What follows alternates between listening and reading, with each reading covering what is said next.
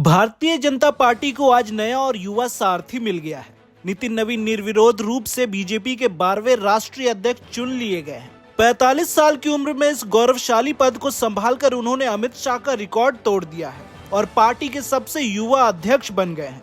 प्रधानमंत्री नरेंद्र मोदी और गृह मंत्री अमित शाह की मौजूदगी में हुई इस ताजपोशी को भाजपा में पीढ़ी परिवर्तन और युवा नेतृत्व के उदय के तौर पर देखा जा रहा है।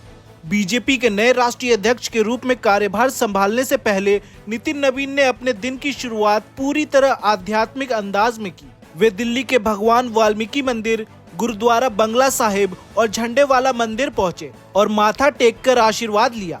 मंदिर की चौखट से शुरू हुआ ये सफर सीधे भाजपा मुख्यालय पहुंचा, जहां प्रधानमंत्री नरेंद्र मोदी ने उन्हें माला पहनाकर और शुभकामनाएं देकर संगठन की सर्वोच्च जिम्मेदारी सौंपी।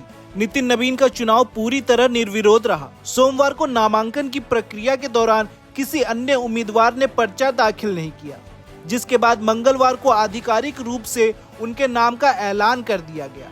14 दिसंबर 2025 को कार्यकारी अध्यक्ष बनाए जाने के बाद महज 1 महीने के भीतर उन्होंने संगठन में अपनी योग्यता साबित की। अब पूर्णकालिक अध्यक्ष के रूप में वे देश भर के करोड़ों कार्यकर्ताओं का नेतृत्व करेंगे। राजनीतिक विशेषज्ञ मानते हैं कि नितिन नवीन को अध्यक्ष बनाना भाजपा की एक सोची समझी रणनीति है। युवाओं को जोड़ने और संगठन में नई ऊर्जा भरने के लिए नितिन नवीन सबसे उपयुक्त चेहरा माने जा रहे हैं।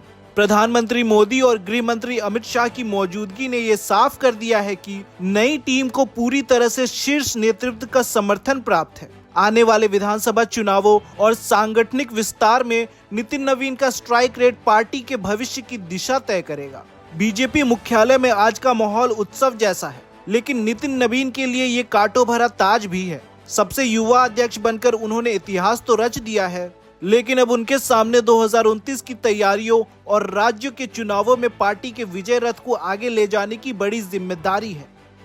ऐसी ही खबरों को जानने के लिए हमारे चैनल को सब्सक्राइब करें।